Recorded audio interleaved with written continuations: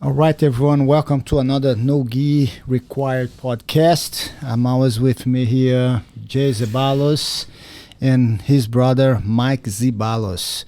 Today, one of our guests is, and I'm taking such an advantage because in our school, we have so many people from different backgrounds and professions that what they do.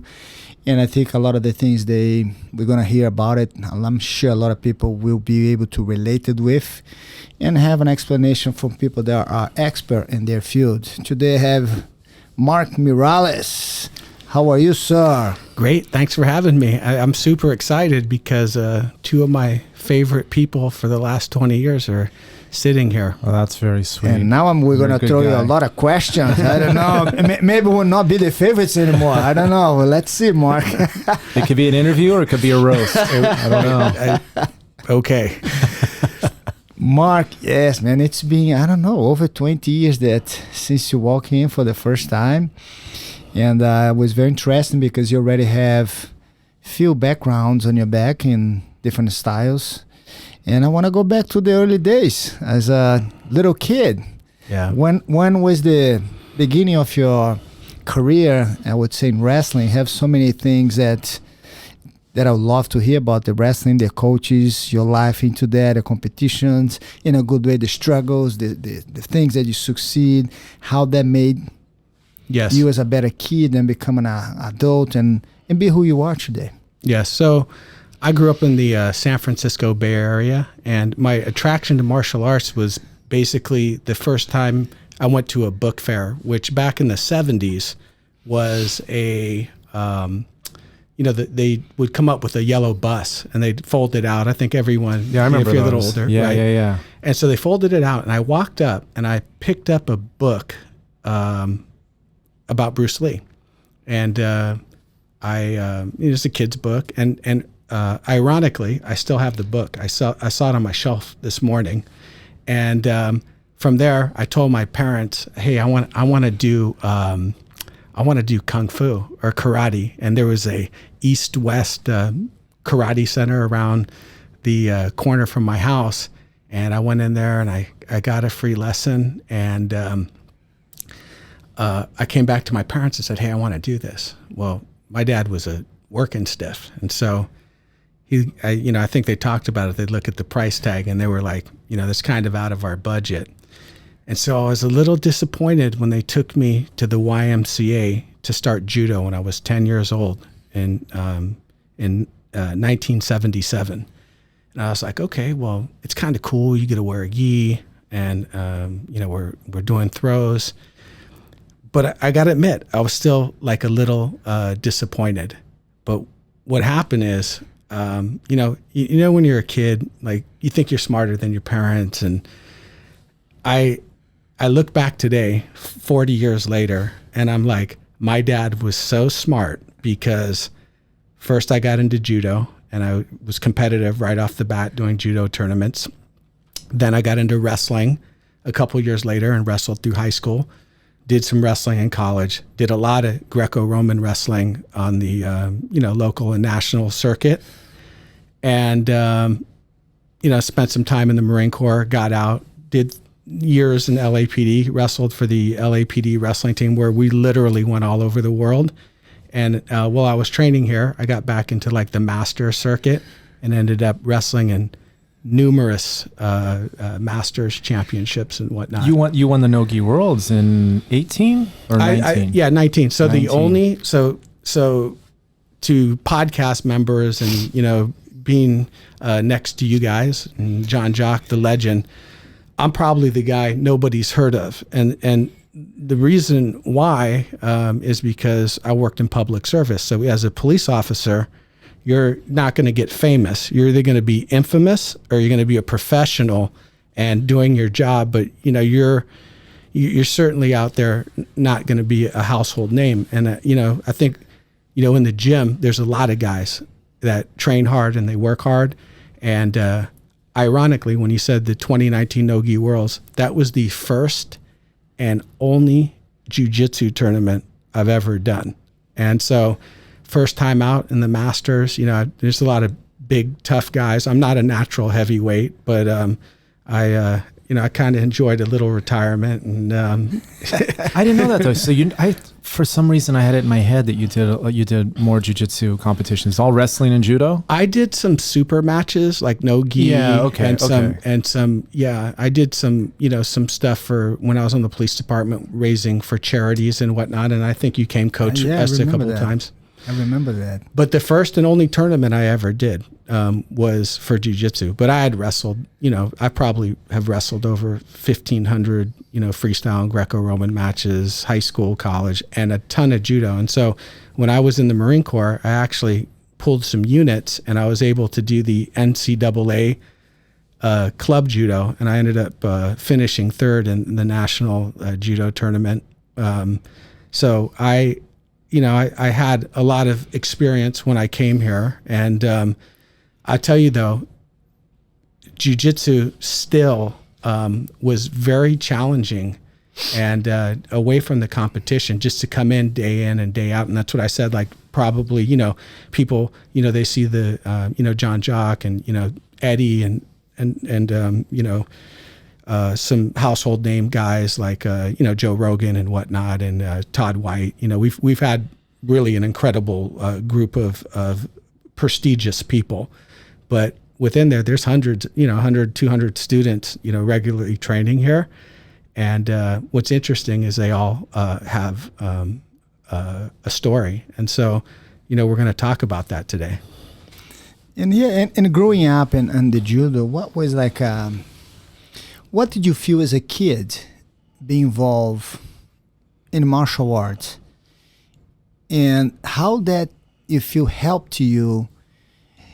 And when did you realize you want to become a police officer? Because it's not an easy job then, and it's not an easy job today too. Right. So I was a kid that was always a little behind, and I was adopted, and I was adopted and born at St. Elizabeth's Hospital for Unwed Mothers in February of 1967 in San Francisco, adjacent to Chinatown, like Bruce Lee's neighborhood there. Yeah. And so I always have felt connected that way to Bruce Lee, because the hospital is like, I read many Bruce Lee books, but I read Charles Russo book called Striking Distance.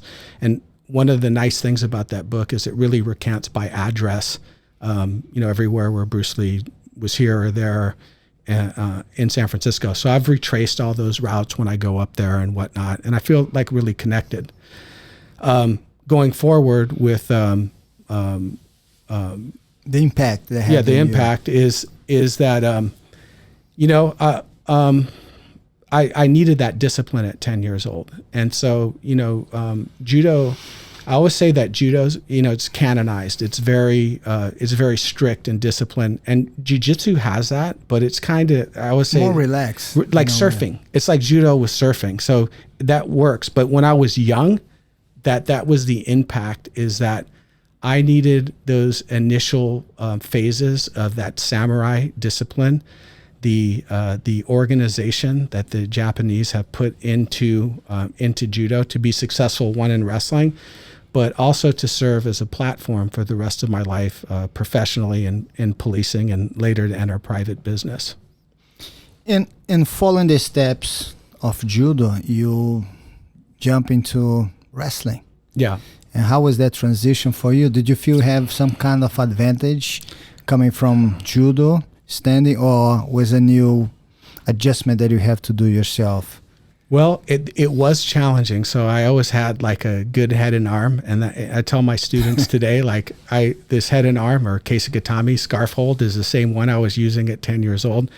So I was, going into wrestling, I was very dependent on throws. But I remember, and I always tell my students, because you can see over white belts come into academy, they start to get overwhelmed. Like, am I going to learn all this? One of the things when I was learning how to wrestle, and I remember, and I was like, man, that's like a lot. I'm going to learn this cradle. This is going to be my move, because I'm never going to learn all the rest of this. And so I learned the cradle, and then I learned the half Nelson, and then I learned how to shoot, and I picked up various degrees of technical ability.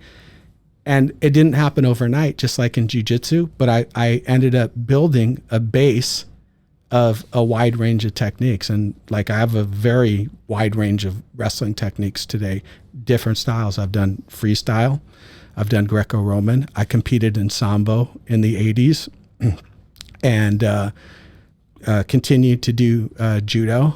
And then I use those specialties to assist guys and corner guys in MMA and whatnot. Back in those days, it's anybody that you kind of look up as you start your wrestling, your judo and Greco, anybody that you saw like, man, yeah, for sure. So, so I came up and I ended up eventually being a student of Lee Allen. And so you can Google Lee Allen and check out his Wikipedia. But he was my boyhood coach and my international wrestling coach. He was the 80 Olympic coach. He was 2-time Olympian and 7-time national champion. He never lost a match in high school. And I think they only wrestled 3 years. He had told me he had never lost a match in college wrestling at Oregon. He's in the Oregon Hall of Fame. And then additionally, I trained with Stanford and at Willie Cahill's Judo Academy. Primarily, I trained at Stanford, and then we worked out with the Stanford wrestling team there when Dave Schultz and Mark Schultz were there in the 80s. But Willie Cahill is a multiple Olympic coach and whatnot. So I always thought, like, man, I have these like incredible like coaches. And then I ended up wrestling. You know, I wasn't. You know, I always had a winning record, but there's a lot of good wrestlers out there. So in the capacity of saying, like, was I a great wrestler? I wasn't, but I was a wrestler that always showed up. And sometimes the bear got me, and sometimes I got the bear. But I had just a phenomenal opportunity when I was a senior in high school. I didn't place in the high school tournament, and I was like, man, I want to do something. So the next thing was like the freestyle championships, and so there were 3 high school state champions in the 64-man bracket at I think it was like 154 pounds, and these guys had all just won state like 6 weeks, 2 months before. So I came in and I said, you know what, I think I can do this. Nobody knew who I was, and I ended up winning the first 5 matches. And then I lost to a very well-known wrestler, like in the 6th match, named Brandon Dennington, who was a very experienced wrestler. And then I lost one other one. I think I won one and I lost one, but I ended up 5th in the state of California in a very big bracket. And if you know about California wrestling, it's a very deep pool of wrestling. So then I went to the junior Olympics, not the junior nationals. But I went to Iowa City to go wrestle in the Junior Olympics, and I did freestyle, Greco, and Sambo, and I had a really good tournament. I ended up placing and beating a lot of good wrestlers. I think I placed 5th in freestyle, and I finished 3rd in Greco, and I made it to the finals in Sambo. And my judo background, I ended up losing in the end, but I wasn't recruited. I had really like. No, you know, I was looking at maybe going to San Francisco State to wrestle. But that first year, what happened is I went to the movies and I was standing in line and I met some people and they said, hey, we're gonna come watch you wrestle the next day. And so the next day they came and they knew the coaching staff, including Dan Gable. And by the time it was all said and done, I had an invitation to attend school and to participate in wrestling. They had to go through I didn't have great grades in high school coming out. Well, that was the other problem. I corrected that later. And for anyone listening, school is important. But so anyway, I spent the next year at the University of Iowa, and it was a phenomenal experience. And what I realized there were a couple other guys that kind of just happened into the program, and they weren't starting, they weren't wrestling, but I learned some very good lessons. And I'll give you an example of one of them. Like one of the initial practices, Couple of guys ended up helping me out there. A guy named Harlan Kistler, who's an attorney now in Riverside and whatnot, and his brother Marty in particular were really good to me. And Marty was a NCAA champion, and Harlan was a Olympic alternate and All-American. But I remember seeing this guy in the wrestling room, and he's working out, and I go, man, that guy looks like pretty good. They go, that guy's never wrestled. He's going to be a doctor. He's from New York, I believe, or somewhere back east. And we just taught him how to wrestle. He moved in with us the summer of like his freshman year, and he's been here 4 years. And I realized that day that if you took anybody, and this is what jiu-jitsu does well, and you teach them correctly initially, and they make no mistakes, they don't pick up bad habits, that you can really get far advanced. And later I use that own practice with my students to really teach them like advanced techniques. So at the University of Iowa, I hadn't yet found my full self in education. I did pretty good there, but I was not prepared to go to college at that time. And it's not, I could have continued in school, but I decided to join the United States Marine Corps, and I went into the infantry. It was peacetime. Nothing happened, but 4 years of the Marine Corps is exactly what I needed. I became a straight A student, later completing a bachelor's degree, a master's degree, and I'm starting a PhD program next year. But and then I started my trek into the LAPD, where I did 28 years. Yeah, that's I want to end that because I'm not sure. I remember one of the ceremonies that you had. Yeah.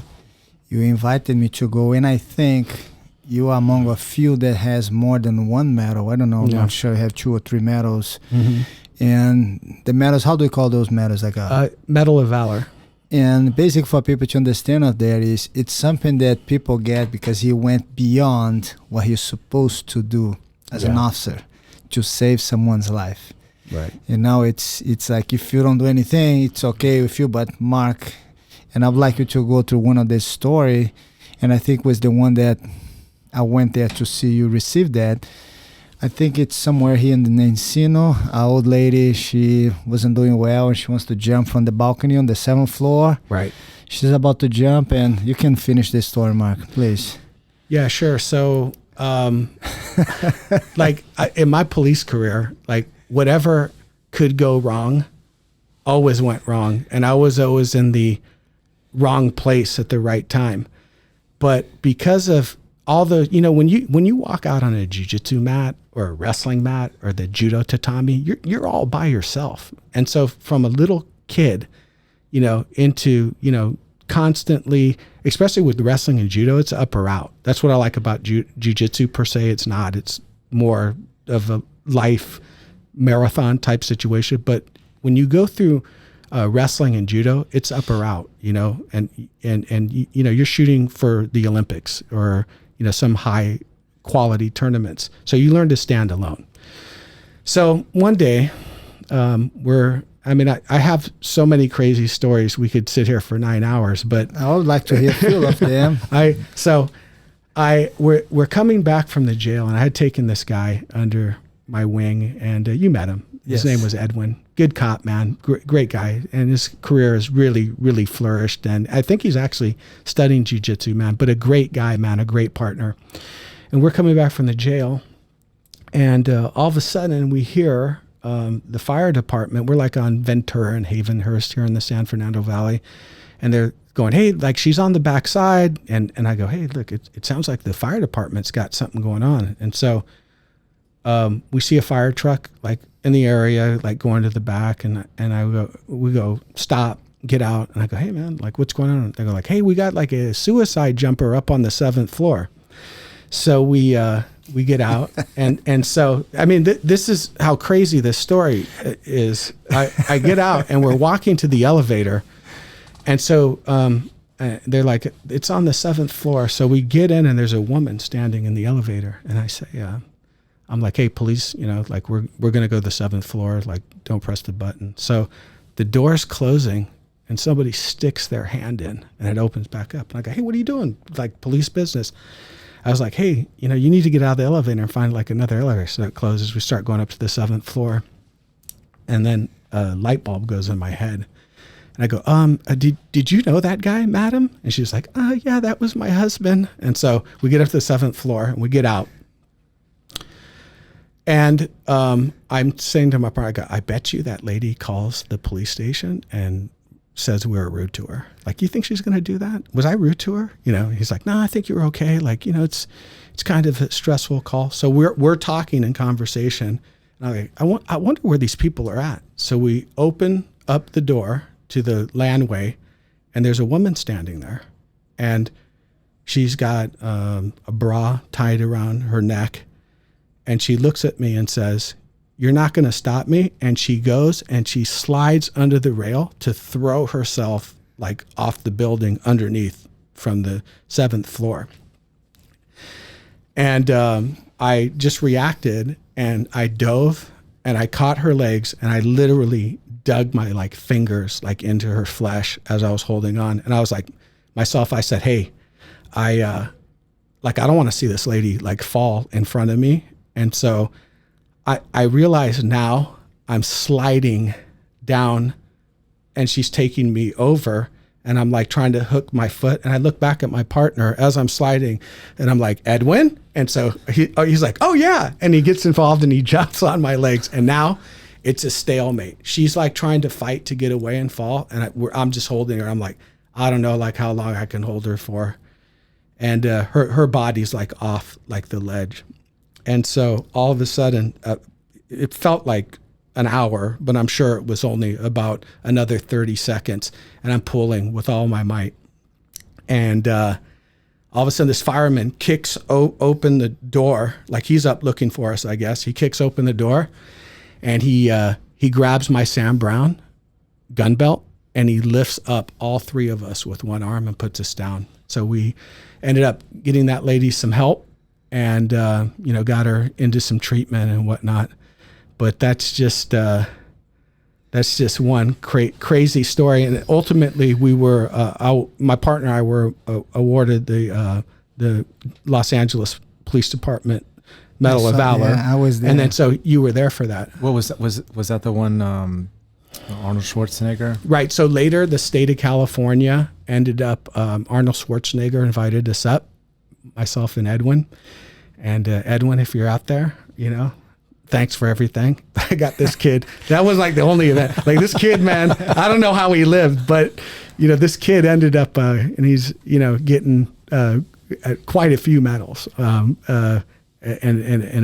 accommodations and whatnot in the police work that we did. But we went up, man. Arnold Schwarzenegger, he brought us in his office, and he gave us like a signature cigar, and like he talked to us. But the one thing that like resonated with me, and going back to childhood and the Bruce Lee book, and we grew up on Rocky and these Schwarzenegger, Stallone, these movies. And Arnold Schwarzenegger looked across at me and he says to me, I did this in the movies and you did this in real life. And it was surreal because in mythology and in storytelling, like, we tell stories to encourage people to do the right thing or heroic things. I mean, think about Batman. It's a 35-cent comic and how much play that's got. I've got a book on my shelf called The Philosophy of Batman. It's PhDs weighing in on who Batman is and how it relates. But I felt at that time my life had gone full circle. But I've got a funnier story, man. I want to hear. Let's do it, man. All right. So I always tell this story, and this story was more hairier. So went on the police department. I got 3 medals of valor, and so I think there's like 6 people that got 2. But since 1862 or whenever the city formed, I'm the only officer that received 3 medals of valor, and I'm grateful for that. It doesn't make me any better or worse than anyone else. It's just how it happened. There's a lot of heroic officers. I work with some of the bravest men and women, and I couldn't have done any of this without their support. So one night we arrested a Power Ranger, and this guy was a Power Ranger, and I don't want to say which one or whatever. but he might have had too much to drink, and we took him to the jail, and it was so agonizing. And he's telling me there that he wants to be an MMA fighter, and then he wants to fight me, and I told him he should stick to Taekwondo or whatever he was doing. Anyway, long story short, we wrap up with this. Now it's like 2:00 in the morning, and we're at Van Nuys Station. And so we get back out to the police car, and we look up in the air, and all of a sudden there's like a helicopter like off in the distance. I go, hey, I think Van Nuys has got something going on. They're setting up a perimeter, man. They must got a bad guy. So we get on like the frequency and we say, hey, airship, like, what do you got going on? He's like, hey, I got a house fire here. No fire on scene, no PD on scene. And, it looks like there's people here, and the fire is up on the second story. So I go, hey, I'm going to turn on my lights, guide us in. And so the airship for me was like, left, right, boom. And actually Ben Thompson, another black belt, LAPD, he was on probation at the time. He showed up at this call. And it's funny, man, because his like eyes were open. So me and Edwin show up to this call. This is another Mark and Edwin story. We show up at the call, and there's people like at the house, in front of the house. And I go, hey, listen, the house is on fire. Is there anyone in there? They go, our father's in there. Like, you got to get him out. And I go, okay, well, we're going to go take a peek, but this house is like going pretty good. So I tell Edwin, I said, hey, listen, like, you speak Spanish, and what I need you to do is I need you to go quick to every room, look under the beds, in the closets, make sure no kids are hiding. And we're going to get everyone out, but make sure there's no little kids hiding, right? And so he goes, okay. So we go in and go there, and this guy is got a hose, and he's shooting it up into the ceiling. Now, he hasn't seen the outside, how bad this situation is. It's like fully engulfed. So I'm telling him, hey man, you got to drop the hose, man. Like, we got to go. And he's like, no, like this. This is my house. I'm going to try to save my house and whatnot. So anyway, Edwin comes back, and I'm like, hey, listen, look, man, no kids. He's like, there's no kids. I'm like, are you sure? Because we have one. And all of a sudden I can hear the oxygen like swelling up in the walls. It's like, backdraft. Yeah. Like something's going on, right? But, and all of a sudden, as I'm sitting there and I'm telling this, I go, get the hose away from him. We start to like wrestle like over the hose, and this guy's like drowning. He's the dude drowning in the middle of the ocean. So I'm like this. I'm like, the back of the house falls, and the back door's open, starts to fall. You can see it, and you can hear the walls swelling up. And all of a sudden, boom, like some smoke breaks out. So I grab him. This guy is committed to trying to put out that fire. So I go, that's it, man. Here comes the fist, white flash, dude's on the floor, pick him up. Now I'm headed to the door, and like I have him fireman's carry, and the smoke is like billowing in. And so I get out to the front, and I drop the guy in the front yard. I drop him down, and I've taken in smoke. I end up being hospitalized after this for smoke inhalation. So I'm coughing, black lung, and the guy wakes up, and he's like, hey man, this officer, he hit me.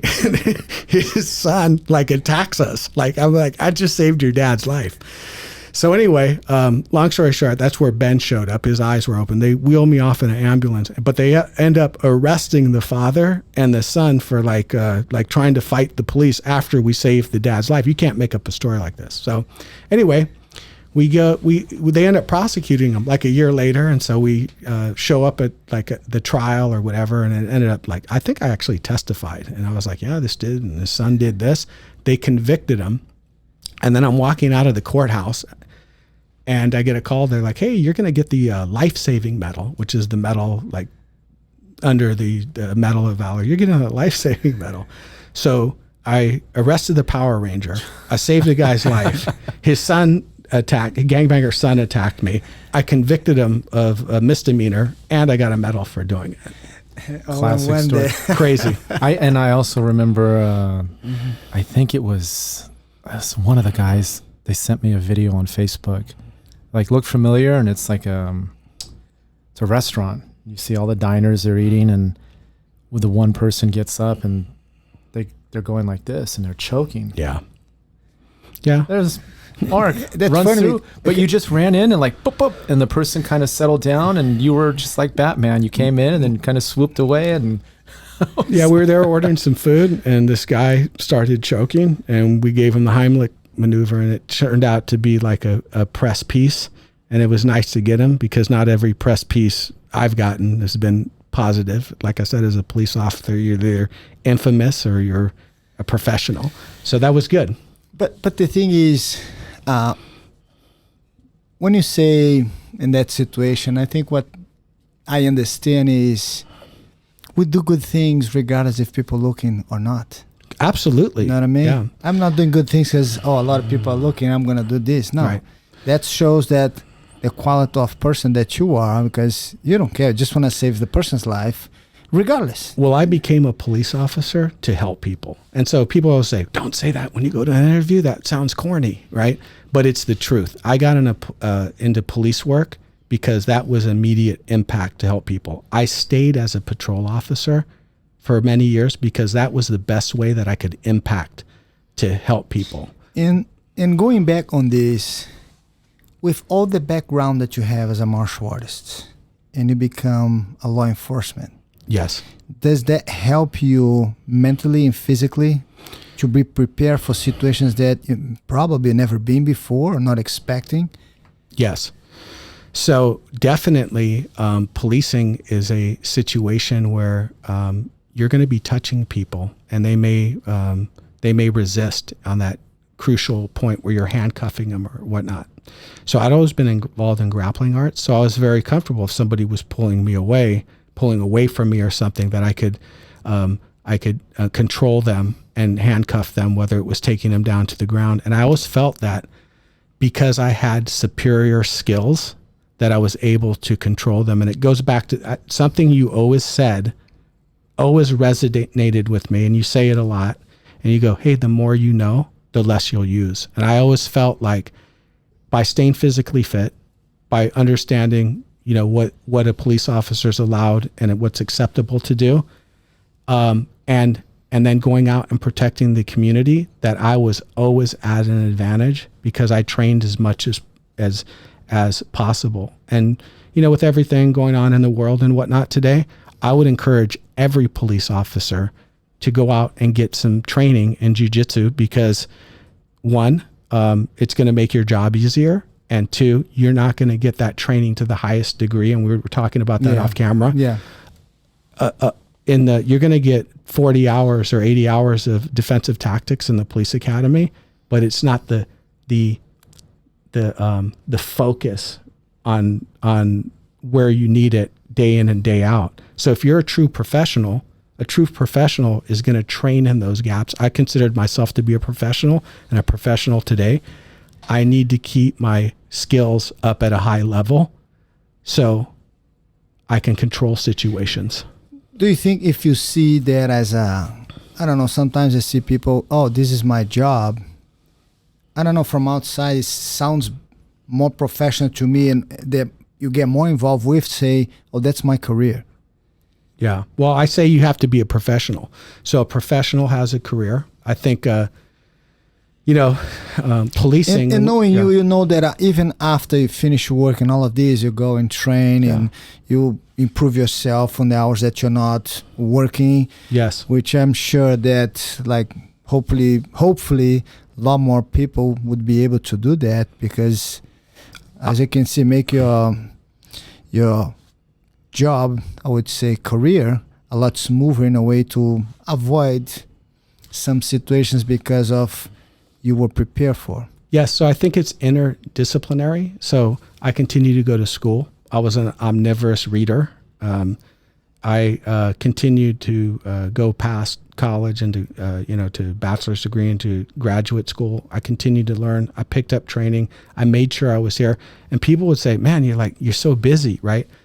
The thing is I wanted to make sure that I was always developing, and on the jiu-jitsu end, the defensive tactics end, I felt that it was life insurance, and so I did an interview for Black Rifle Coffee, and I said that everybody should get to the blue belt level. That's a cop, get to that blue belt level. And there used to be a saying that said 4 years of high school wrestling goes a long way on the street. A blue belt level, which could be 1, 2, 3, 4 years based on the practitioner to get there, that's going to go a long way on the street. And the other thing that you have to realize too as a police officer is that you're dealing with people that have made the decision that they're going to be involved in criminality, antisocial behavior, or you're dealing with people that have psychological problems and are unpredictable. And at 2 o'clock in the morning at an apartment or out in an alley, you are the person, you are the designated problem solver in a democratic society. You're elected to that position to deal with it. You have a duty to be able to handle that situation. And the only way you're going to affect that is through training. So I've seen a lot of podcasts in the last year, and some are martial arts guys, others are military guys, and they, in commentary, they're talking about police work. But unless you've done police work, it's like me trying to talk about being a special operations guy in the military. Like, I don't know anything about it. I didn't do it. But on the policing front, there's a couple of key things. And the things that I learned in jiu-jitsu, I was able to turn into drills that when we worked on defensive tactics days. And one of them is, and I don't care like if someone goes out there and do it, but we're big advocates about gi training. And then people go, well, people don't wear a gi on the street, right? But I found when training cops, instead of putting on like the fist suit or, one of these training things where you take out a baton and you start hitting them. And I found that if you put a student into a gi and then you put them in situations like, hey, you're going to grab this leg and this, and then you have them go and it's situational. You go, okay, you got a bad position. What you need to do is to turn this way and then you start them again, right? And they go through some more and you have them end successful and you use the gi. They're learning to grab on at first, and it's like training wheels, right? A gi should be like pads or, tie pads or something. It's a training aid. And I found it very effective to use, to do with law enforcement officers. But then the feedback I got, they were like, hey, I've never trained like that. See, the methodologies are there to train police officers. It's just a matter of doing it. They spend a lot of time on shooting per se, right? Lots of time, something could happen. But how often does that happen, right? Even in a big city like Los Angeles, an officer may never discharge their firearm, but they're going to be touching people every day. They're going to be putting their hands. And it's the person decides, am I going to run? Am I going to resist? Or am I going to full out fight because you're standing between me and my freedom? Yeah, I remember a number of years ago, one of our black belts here, who's a police officer, really good, just tie me up in knots all the time. So one time I asked him, I'm like, you can do this by yourself. I go, why does it appear to an untrained person that there's such a struggle to apprehend somebody? And his answer just blew me away. He goes, one guy properly trained can get it done. He goes, when you have one guy properly trained trying to get it done, and then you have a handful of not so well trained, they sort of dilute the process and create more challenges than are really needed. And he goes, that's just a matter of training. He goes, now imagine you get everybody to the same level. Far less situations like this will occur. Jay, what you're saying is very profound, and you're absolutely right. And I'm glad that you said that. I've never heard somebody state this that comes from a civilian background. And what happens is you move in on somebody, and somebody's trying to take them down. Somebody's trying to hold them up. They're pulling the left leg right, the right leg left, and they're all working against each other, right? Defensive tactics have to be systemized so everybody knows like what they're doing. And, at some point you got to subscribe to a system. Punching and kicking works good. It works too good, right? That's what we've discovered about percussion and stand-up arts. Like if you sit there and you take a guy down and he's hiding his hands and you punch him in the face 10 times, it's a bad optic, right? it's effective, but now the guy's got a broken eye socket, right? Yeah. We want to, when the police interact with somebody, you are prescribed to use force, but you have to try to use the least amount of force in that situation. What's the variable? Training, right? You're talking about the officer here that was telling you, hey, you can tie him up in knots, but I got people working against him. If you, from civil liability, from criminal liability, from going home to your family at night, you have a duty to train. And yet, unfortunately, sometimes cops are the worst about getting training away from the police department. And I get it, man. You have kids, you have family, and whatnot. Yeah, you have You're tired. like we do, plus going to the very stressful world, very danger. I think in our school here, I feel really good in a way because we got message from students from many years ago that just trained for a year, and they were transferred for someplace else. Right. I have guys that send emails like, man, the field training that I had at the school, Jiu-Jitsu, saved my life. Because then the very little knowledge, as you just mentioned, to be a blue belt, in a Jiu-Jitsu school, it's the beginning. But in the outside world, you are very advanced. Yes. There's a lot of people that have no clue what a blue belt can do. I have a theory about that. I have a theory, and I plan to do some writing on it eventually. But what it is, it's called percentages in self-defense. So it was here, JeanJacques was a world champion, and like this Taekwondo guy was a world champion. And so students come in, and they say, oh, I have to be at this level to be effective on the street. But the reality is, take a NCAA college wrestler champion from this year. The guy that's like 152nd that didn't even make the tournament, because there are similarities wrestling on the D1 level, or even a good high school wrestler. The percentages are the same when you go to self-defense. That's why I say 4 years of high school wrestling is goes a long way on the street. When you take a percentage and you put a person into a percentage group, and then you add a variable like, oh no, and this guy's a high school wrestler and he's a good boxer, right? You don't have to be a world-class athlete to be effective as a self-defense practitioner, right? And that's one of the things that I've always admired about this school and training here, that it's self-defense first. And I think it's one way that was presented to the Jiu-Jitsu world, I would say. We have a lot of law enforcement seminars that people that come to our school is they present as a scenario. Look, that's what happened here.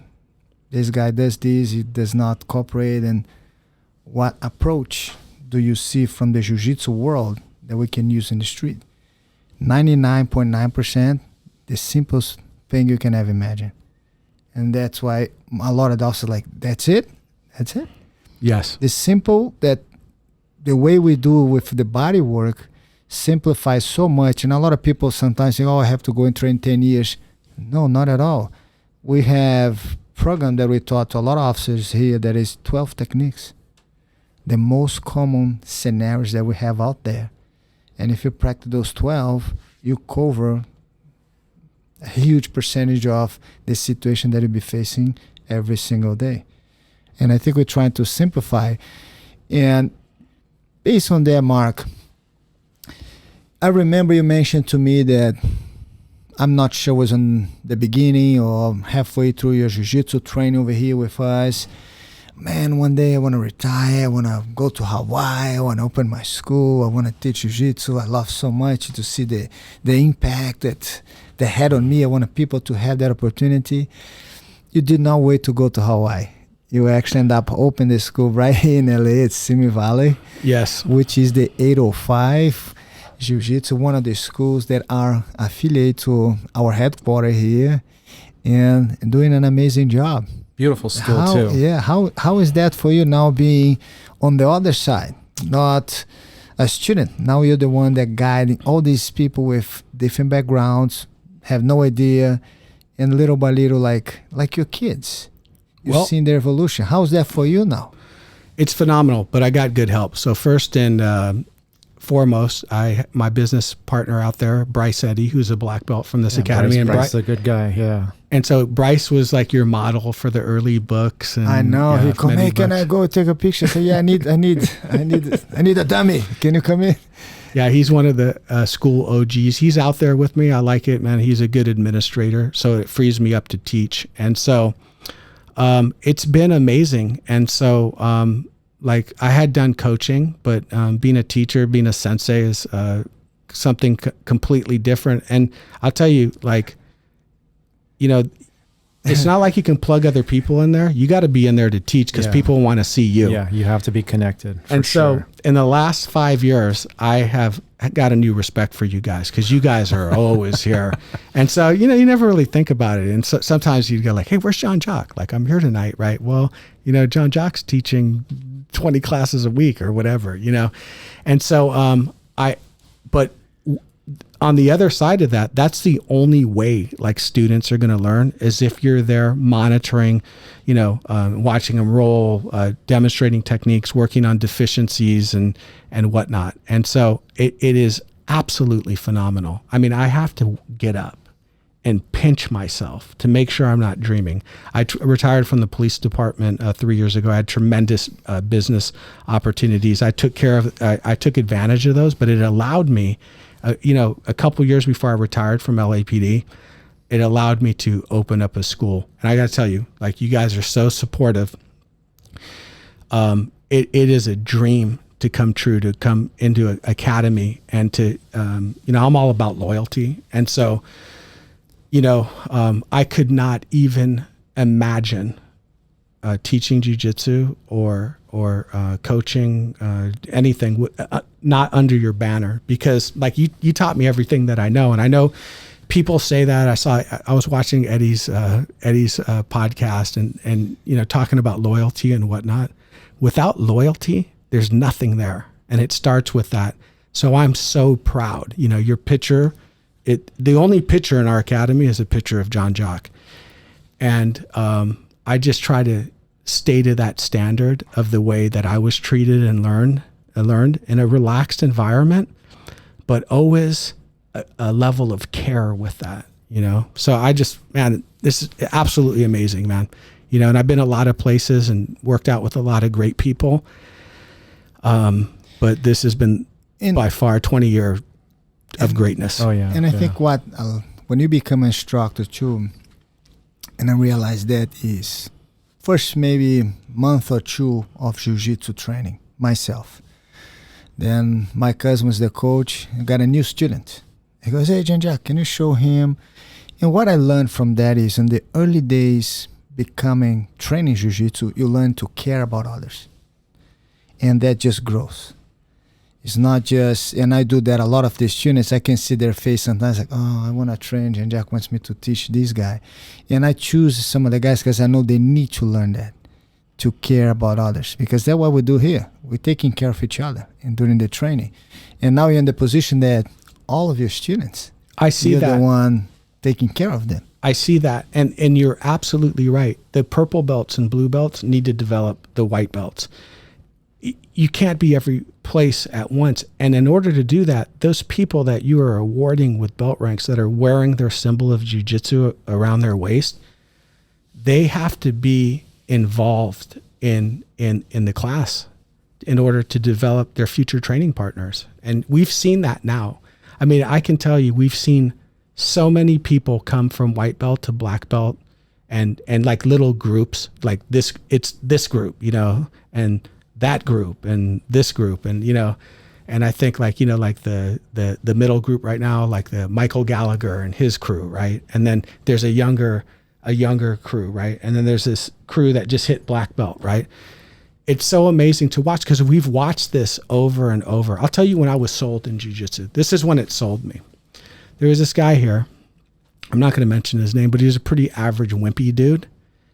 And he just stuck it out in the program. And one day I was rolling with him and he had his legs involved. I had a hard time like passing his guard. And I realized that if you spend and commit 5 years to jiu-jitsu and you show up to practice, unlike wrestling and judo, which are attrition sports that are up or out, right? The relaxation of jiu-jitsu and the calmness of jiu-jitsu allow people to flourish. It's like the adage of, you put the frog in the water. If it's hot, it's going to jump out, right? That's sometimes, unfortunately, wrestling and judo on the competitive level. Jiu-jitsu, you drop the frog in, and Master JeanJacques increases the heat, maybe turns it off and back. It gets boiling, that frog's still in there, and 5 years later, you got a dude that's pretty tough that wouldn't have made it. And I think like that was like Eddie Bravo's thing too, that he was saying like, I wasn't good in wrestling, I wasn't good in this. And you talked about his like breakthrough and whatnot. And so, I mean, it's just, we've seen it over and over again, you know? Yeah. And I think it's create a chain reaction in the most amazing and positive way possible to people, because we can tell how people were a few years ago and how they are, and they basically now are in an amazing way, much better person. They feel better about themselves. Absolutely. Now, this is, I ask that to every person that comes here. Mark Mireles. Who is Mark Mireles? Well, I think, you know, I'm a person that's always trying to help people. I'm certainly not a perfect person. None of us are. And, one of the things I think that defines me is people go, oh, you retired from the police department. And I say, no, I transitioned. I'm still a servant to people, but I'm doing it now in a different way. So I'm doing that through teaching jiu-jitsu. I'm involved in private business, but I still feel that I have a servant's heart. And one of the most important things you were talking about, like, hey, we do nice things for people, or, you know, we've done things in the line of duty and whatnot. I think that you have to practice random acts of kindness. Find people that need help. I know we do a lot of stuff in school, but do things for people anonymously. You see somebody that needs some help, you help them, and you keep your mouth shut, and they don't even know where it came from. Exactly. Right? And that's, you know where you get that from? You get that from the ethic from jiu-jitsu, because, and it's probably hard for people to understand, but the investment and the type, and especially with the people that you spend time with and you come up with in the system. If you're an outsider and you don't practice martial arts, you're going to be like, well, that's combatives. How do you get to that? The highest form of martial arts is love from the heart, right? You're successful, and you're successful because your students know that you care about them, right? And they go, hey, this isn't about Jay getting ready for this tournament. Jay's here, JeanJacques here, because he's invested in me to get me better, right? But jiu-jitsu is just a platform. Jiu-jitsu is an artificial system for the wider platform to be a good person, right? So every day, man, and let me tell you, man, like, I'm not perfect. I've done things that I'm not proud of, but I've grown and used jiu-jitsu as a platform to move forward, to be a good person, and to always help others. And that's one of the things, and I don't know how many years we've been done our Christmas tournament. And I think my thought is, how can I pass that idea to all my students to be involved with? And it's amazing because every year for, I don't know, 20-something years, you guys witness what beautiful things come out of that. But it makes everyone understand that you can help anybody, anytime, any day, and you don't need much for that at all. It's just the intention, and do it. And this is one of the things, and you just mentioned now, and I feel so proud to have all of you guys. And man, Jay's been here for I don't know how long, Jay. Too long. Mark has been here, and it's amazing to me is that walking into a school, and our school, your school, and Jay's school, we have so many different color belts, a lot of higher belts. Because a lot of people think when you get the black belt, oh, I'm done, I'm ready to reach that. No, every belt is a new beginning. Right. It's very sad, in fact, when somebody gets a black belt and they take their foot off the gas, in the rare instances that it happened. But like that's really the beginning. The beginning, because like I've been a black belt longer than I was any grade in belt, and it's the responsibility. And you know, part of it is you come into a room, guys are gunning for you, and they want to test themselves out of it. So that's the physical, but at the same time, they're looking for leadership, right? And so that's the mental component. But the way you conduct yourself day in and day out, carry yourself on and off the mat, that's the spiritual aspect. Mind, body, spirit. And that's, to me, that's the essence of Budo and Bushido right there. And we should practice that. Yeah, I always view the black belt as the crossover. Up until you get to the black belt, it's all me. Then once I get the black belt, it becomes you. You know, it's like I have to continue growing, but now the growth is more about giving back and giving as much as I can of that, because I'll continue to grow even more. I found I've learned so much more teaching than I ever did in class learning. And I'm very grateful because both of you, I've had private moments to mentor. So when I was opening up, and Jay, you've invited me to do seminar work. And I remember at the Inasanto Academy, when we went down there and we, you know, way before COVID, went down there and we taught and whatnot. And some of the things that you said to me about teaching and where your heart has to be in teaching, you know, and it wasn't even a conversation where you're coaching me, but your attitude and your actions and the way you conduct yourself actually spoke and mentored me to become a better coach. And you, Jean-Jacques, always, you know, telling me, you know, how to connect and, you know, how to resonate with students and to have them get the most out of themselves. It's been invaluable for me. You know, and I'll be honest with you too, coming out of almost 30 years of policing, when you're on a hypervigilance, like it, I can imagine. Yeah. Man. To come, man, that you guys were the refining factor, you know, because some crazy things have happened in this school, but you guys were always the refining factor to be a gentleman and to, you know, to practice Bushido. And I'm so grateful to both of you. That's why it's such an honor to be here today. It was great having you here. Believe me, it's been too long. And man, knowing you for all these years, and thank you for being here, Mark. Thank you for sharing some of your life story here, some of your professional life, and having also such an amazing impact to the students at your own school now, and always being a part of everything that we do here. Thank you for being here, sir. Thanks for having me. Good to see you.